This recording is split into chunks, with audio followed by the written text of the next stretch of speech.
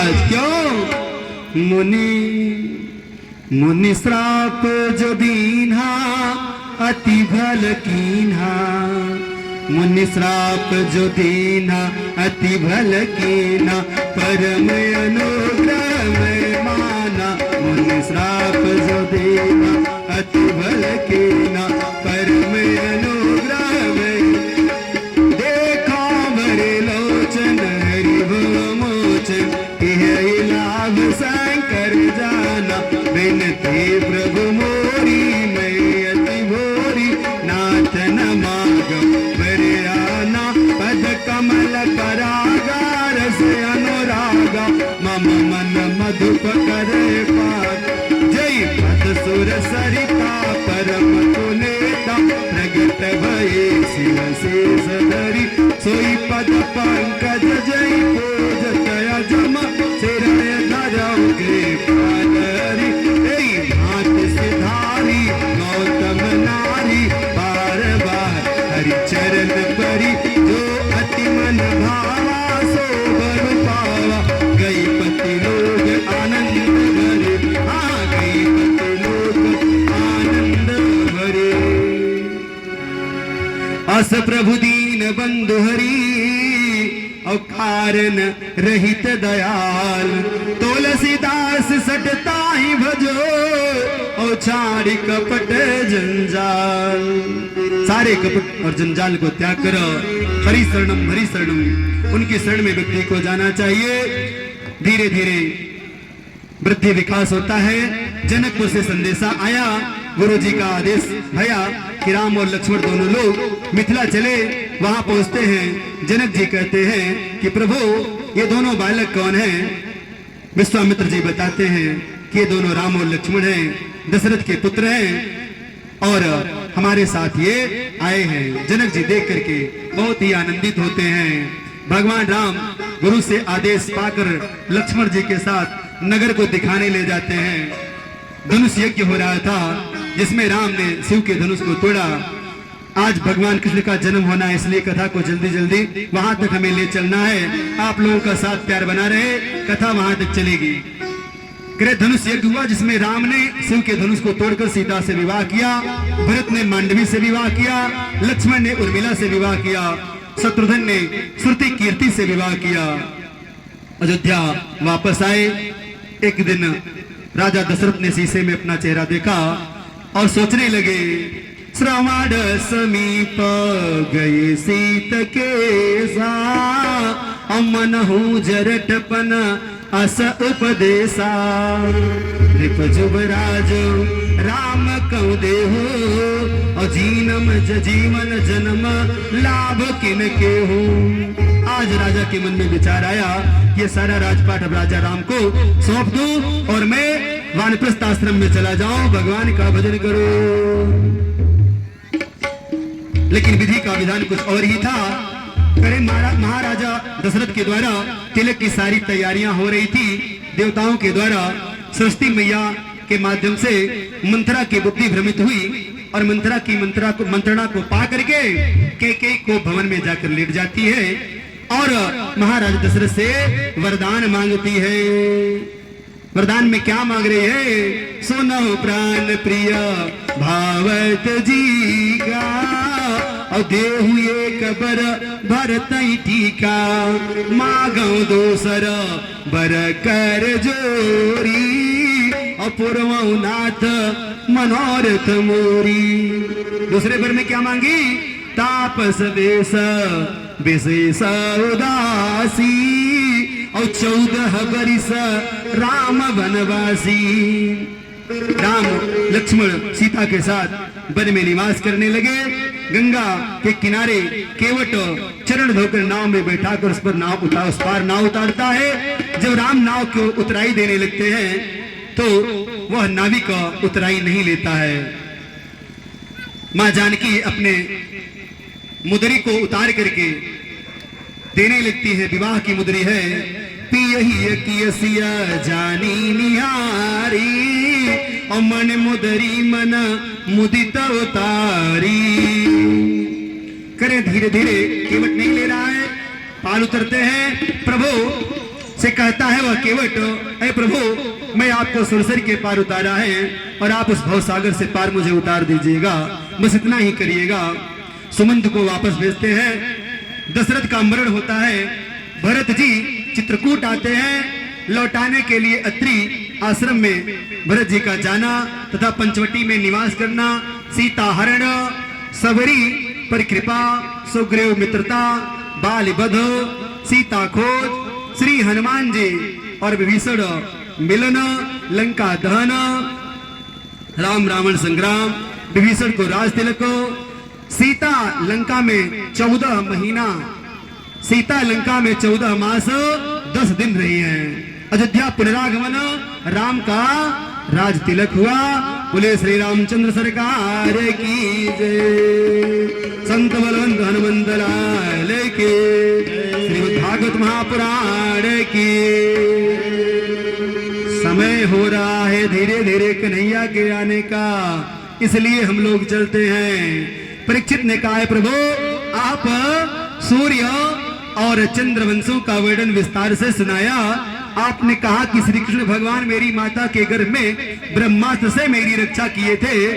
महाभारत में हमारे पिता पांडवों को विजय दिलवाई थी। बलराम की गिनती रोहिणी और देवकी दोनों के पुत्रों में की है और अपने योग माया से मनुष्य शरीर धारण करने वाले उस श्री कृष्ण का वर्णन तथा उनकी इसी धराधाम पर होने वाली समस्त लीलाओं का वर्णन विस्तार से आप हमको सुनाइए। ऐसे मत सुनाइएगा कि बाल वध सीता खोज हनुमान मिलन, ऐसे नहीं महाराज। क्यों? क्योंकि हमें सुनना है। श्री सुखदेव जी बोले ऐ राजन, श्री कृष्ण भगवान की कथा गंगा जी की तरह पावन है। वक्ता सुनने वाला भी इस कथा को श्रवण करने मात्र से मोक्ष को प्राप्त करता है। श्रोता भी, सुनने वाले, कहने वाला तथा बीच बीच में अगर कोई प्रश्न पूछता है, उन सबका कल्याण करने वाली यह मोक्षदायिनी कथा है। करे मोक्षदायिनी परम पावन मथुरा नगरी के राजा उग्रसेन थे। वो बहुत ही धर्मात्मा राजा थे। आहुक पुत्र उग्रसेन की पत्नी का नाम पवन रेखा था। ध्यान से सुनिएगा, क्योंकि ये सारी कथाओं का वर्णन सारे लोग सुनाते नहीं हैं, इसलिए आपको कह रहे हैं ध्यान से सुनिएगा। वो बहुत ही धर्मात्मा राजा थे। कह रहे आहुक पुत्र उग्रसेन की पत्नी का नाम पवन रेखा था। एक दिन वह सखियों के साथ मायके में गई हुई है। सखियों के साथ बगीचे में खेलने जा रही है, टहलने गई है, घूम रही है। करे वहां कालनेमी नाम का राक्षस उनके पति उग्रसेन का रूप धारण करके वहां आता है और आकर के पवन रेखा को इशारे में बुलाता है, एकांत में मिलने के लिए कहता है। और जब पवन रेखा को लगा कि हमारे पति हैं और वो जाने लगी, पास में जाती हैं, तो वह कालनेमी जो उनके पति का रूप धारण किया है, उग्रसेन का रूप धारण किया है, वह रति क्रीड़ा करने की बात रखता है। पवन रेखा से कहता है। पवन रेखा कहती है ऐ पति देव। वह बोले पति ऐसा नहीं कीजिए। वह बोली पति ऐसा नहीं कीजिए। क्यों? क्योंकि दिन रात किए पुण्य सब छीजे। दिन रात किए पुण्य सब छीजे। दिन में रति क्रीड़ा करने से समस्त पुण्यों का नाश हो जाता है, इसलिए पतिदेव आप दिन में ऐसी लालसा मुझसे मत करिए। परंतु वो पति हो तब तो समझे, वो तो राक्षस था और वो अपने काम वासना शांत करने के लिए ही आया था। नहीं माना, अपने पति को जानकर समागम हुआ और जब बाद में वास्तविक रूप सामने आया तो पवन रेखा उसे श्राप देने को उद्यत हुई। वह राक्षस कहने लगा ऐ रानी आप मुझे श्राप मत दीजिए। क्यों? क्योंकि आपके उदर से विश्व विजेता प्रतापी पुत्र पैदा होगा। मैं आशीर्वाद आपको देता हूँ, मेरा यह वचन है। लोभ के वशीभूत होकर के पवन रेखा श्राप नहीं देती है। क्यों? काम जगावे कामिनी और लोभ जगावे दाम और संत जगावे प्रेम रस। लेत राम को नाम, लेत राम को नाम। यहाँ आएंगे तो यहाँ तो भक्ति की बातें होंगी, ज्ञान की बातें होंगी। अभी ऑर्केस्ट्रा चले तो न किसी को बुलाने की जरूरत है, न तो न्योता देने की जरूरत है। लेकिन आप यहाँ कई बार बुलाइए, फिर भी वही लोग आएंगे जिन लोगों को इससे प्रीति है, रति है। कह रहे हैं संत जगह में प्रेम रसा और लेत राम को नाम। जब पुनः वापस पवन रेखा लौटती है, सखियों के पास आती है, सखियां पूछने लगी, ऐ पवन रेखा, ये तेरे अस्त्र, ये वस्त्र तुम्हारे बिखरे हुए हैं, तुम ऐसी अवस्था में कहां से आ रही है? पवन रेखा, आज विधि का विधान ऐसा होता है, जब कुछ होनी होता है तो व्यक्ति की बुद्धि भ्रष्ट हो जाती है। आज पवन रेखा सारी बातों को छिपा ली। पवन रेखा कह रही है, आवा कपिए कर निकट हमारे, वायु भागी तासु भय भारे। एक बंदर मुझे दौड़ा लिया और उसी से जान बचाकर किसी प्रकार से मैं आ रही हूँ, इसीलिए मेरे कपड़े इधर उधर बिखर गए हैं। मनुष्य प्रारब्ध के वशीभूत होकर कार्य करता है, कोई भी बुरा कर्म करना नहीं चाहता, लेकिन प्रारब्ध ही उसके ऐसे होते हैं, गलत काम करवा डालते हैं। कह रहे हैं कि भाई निक कहें, लेकिन कहां निकले? आप लोग जान रहे हैं क्या निकलता है। तो प्रारब्ध जिसके अच्छे होते हैं उसी के मुंह से अच्छी बातें निकल सकती हैं। मनसा वाचा कर्मणा, जिसका मन पवित्र होगा उसकी वाणी पवित्र होगी। ऐसा नहीं कि मन में कुछ और चल रहा है, वाणी से कुछ और नहीं निकलेगा महाराज। मनसा वाचा कर्मणा, और जब आप अपनी वाणी से अच्छी बातें बोलेंगे, धीरे धीरे आपका कर्म ही बन जाएगा। भाई मन में अच्छे भाव आए तब तो कथा सुन रहे हैं, सुनवा रहे हैं। वाणी में धीरे धीरे सारी बातें आएंगी और धीरे धीरे जीवन इनका कृतार्थ होगा। ऐसे परम भागवत आप सभी लोग यहाँ बैठे हुए संत महात्मा ही हैं, जिन्होंने अपने जीवन का अमूल्य समय निकाल करके यहाँ आए हैं कथा पांडाल में। करे को दूरी न कर सके, को दूरी न कर सके, और विधि के मेटे अंका। कोई दूरी न कर सके और विधि के उल्टे अंका। उदधि पिता तो चंद्रमा, और को धोई न सक्यो कलंका। समंदर इनके पिता हैं चंद्रदेव के, फिर भी उनके मुंह में कालिख लगी हुई, कलंक लगा हुआ, ऐसा लोग मानते हैं। समय आने पर धीरे धीरे पवन रेखा को एक पुत्र पैदा हुआ, जिसका नाम कंस पड़ा। कंस का अर्थ होता है कह माने दूसरे का, अंश माने हिस्सा। जो दूसरे का अंश हो, दूसरे का हिस्सा हो, वही कंस है। अर्थात दूसरे का अंश जो हो वही कंस है। करे कस हिंसायाम धातु से भी कंस शब्द बनता है। कस हिंसायाम धातु से कंस शब्द बना है, अर्थात हिंसा में ही जिसकी रुचि हो, स्वभाव हो, अभिरुचि हो, वही कंस कहलाता है। मार काट लड़ाई झगड़ा में ही जिसकी सदैव रुचि रहे, वही कंस है। कंस का जन्म कब हुआ?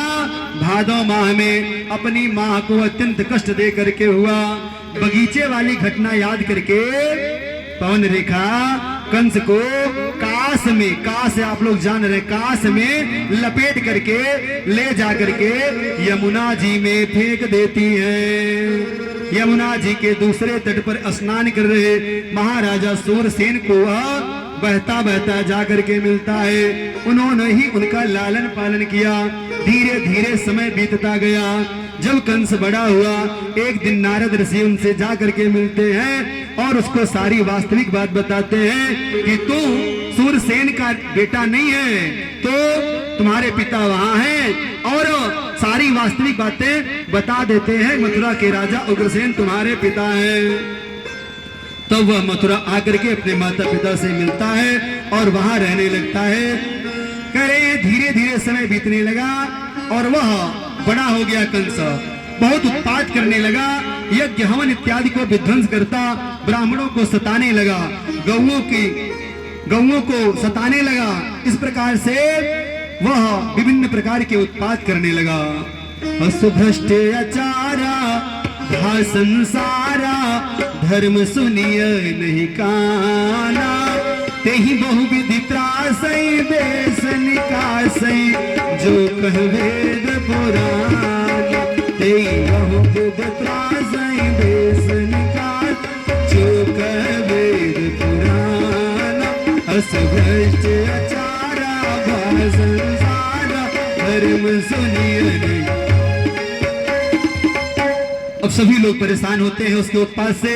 पृथ्वी देवी देवता मनुष्य सभी लोग एकत्रित होकर के प्रार्थना करते हैं। आकाशवाणी होती है वासुदेव गृहे साक्षात भगवान पुरुष पर जनिष्यते तत्प्रियार्थम संभवस्यन्तु सुर स्त्रियः जनि डर पेऊनि असिद्ध सुरेशा जनि डर पेऊनि असिद्ध सुरेशा। आकाशवाणी हुई और तुम ही लागी हरी हो नर वेशा तुम ही लागी धरी हो नर वेशा। क्योंकि गीता में भी भगवान ने कहा है जब जब होई धर्म कई हानि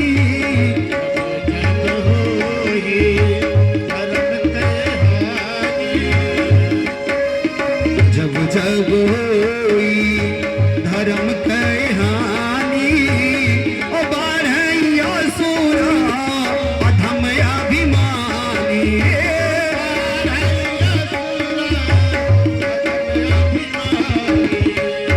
तब प्रभु धरी तब तब प्रभु धरी विविध शरीरा विविध शरीरा हरई कृपा निधि सजन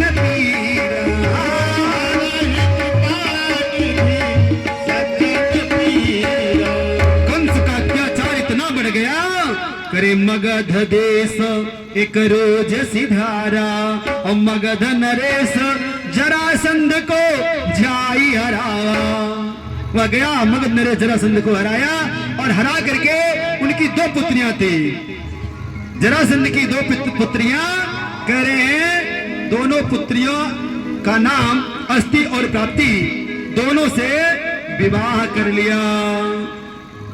इतना ही नहीं अपने पिता को जेल खाने में डाल दिया स्वयं राजा बन बैठा।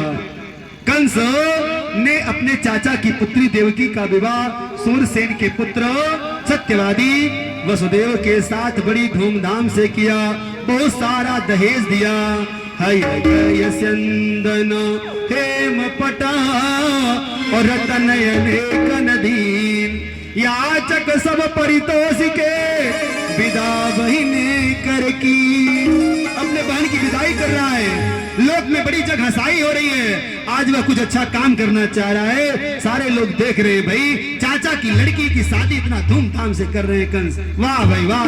हम लोग तो जानते थे कि बड़ा दुष्ट बड़ा पापी है लेकिन देखो अपने चाचा की बिटिया की शादी कर रहे हैं। बहुत सारा दहेज में दे रहे हैं। कंस तो भाई सारे लोगों के हृदय में स्थान बना रहा है। जब देवकी को रथ में बैठा करके स्वयं रथ चला रहा था वह विदा कर रहा था उसी समय आकाशवाणी हुई अस्यामुष्टमो गर्भो हंतायाम वसेउदा। ए मूर्खो जिस बहन को तू इतनी श्रद्धा भाव से प्रसन्नता से विदा कर रहा है इसी का 8वां पुत्र तेरा काल होगा। जैसे ही सुना आकाशवाणी की बातों को तुरंत वह घोड़े की लगाम को छोड़कर मुड़ा और देवकी के बालों को पकड़कर झुकाया। तलवार निकाल मारने को उद्यत हो गया। न रहेगी बांस ना बजेगी बांसुरी।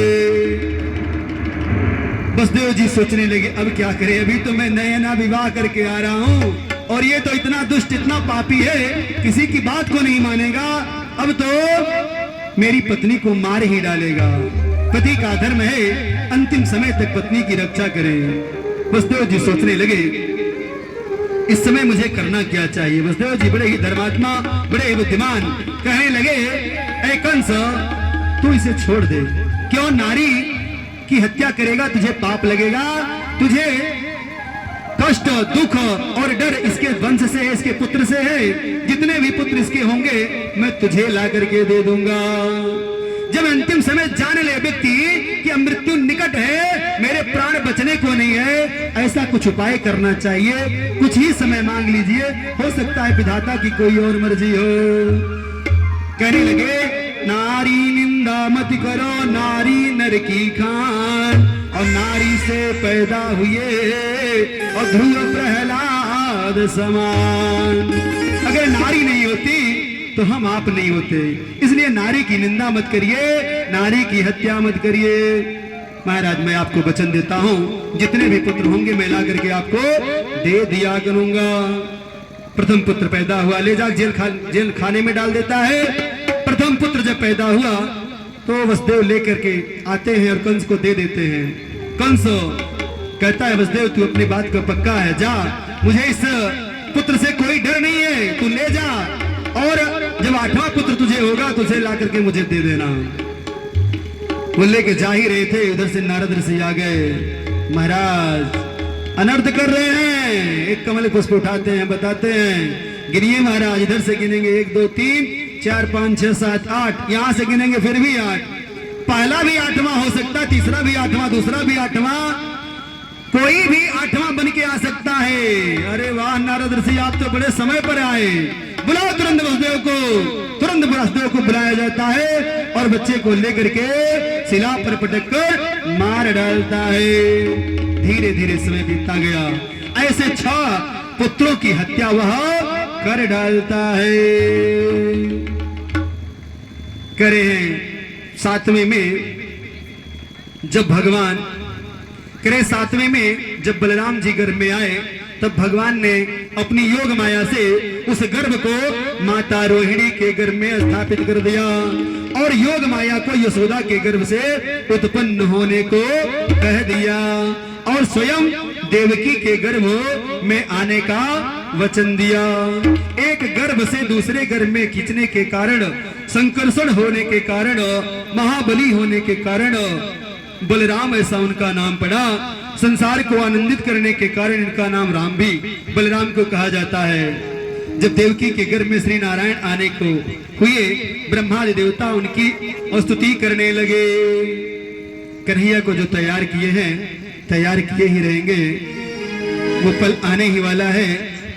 करें सभी देवता स्तुति कर रहे हैं। सत्याव्रतं सत्यपरं त्रिसत्यं, सत्यव्रतं सत्यपरं त्रिसत्यं, सत्यस्य योनि निहितं च सत्ये, सत्यस्य योनि निहितं च सत्ये, सत्यस्य सत्यं मृत सत्य नेत्रं, सत्यात्मकं त्वां शरणं प्रपन्ना, सत्यात्मकं त्वां शरणं प्रपन्ना। करे हे भगवान, आप सत्य संकल्प हैं। सभी ब्रह्मा इत्यादि देवता सभी प्रार्थना कर रहे हैं, सत्य ही आपकी प्राप्ति का श्रेष्ठ साधन है। आप सृष्टि की स्थिति और प्रलय में विद्यमान रहते हैं। आप संसार के रचयिता हैं। ऐ प्रभु, आप अंतर्यामी हैं, आप सत्यमय हैं। हम सभी आपके चरणों में आश्रय लेते हैं। आप शीघ्र ही धराधाम पर आकर के संसार का, धरती का कल्याण करिए। तदंतर भगवान चतुर्भुज रूप में, अलौकिक रूप में जेल खाने में प्रकट हो रहे हैं। कन्हैया को धीरे धीरे मंच की तरफ लाइएगा। तदनंतर भगवान चतुर्भुज रूप में, अलौकिक रूप में प्रकट हो रहे हैं। वसुदेव जी ने उनको देखकर कहा, तदम अद्भुतम बाल कम्मं भुजेक्षणं, चतुर्भुजं शंख गदायुधायुधं, श्रीवत्सलक्ष्मं कलशोभिकौस्तुभं, पीतांबरं सांद्रपयोध सौभाग्यं, परम ज्योति अद्वैत विकारी, निर्गुण ब्रह्मा त्रिगुण तनुधारी।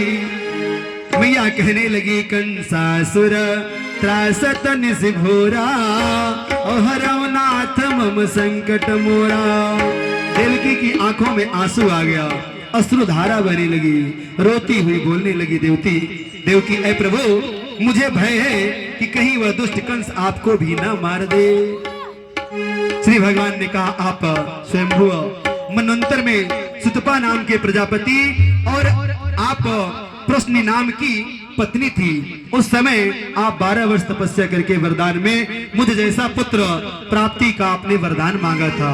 तब मैंने आपसे कहा था आप सरी सखो जो कहाँ जाई, आप सरी स मैं अपने जैसा कहाँ खोजू मैया। और नृपतावत नया अहो मैया आई, और नृपतावत नया मैंने आपसे वचन दिया था कि मैं आपका पुत्र हो करके पैदा होऊंगा।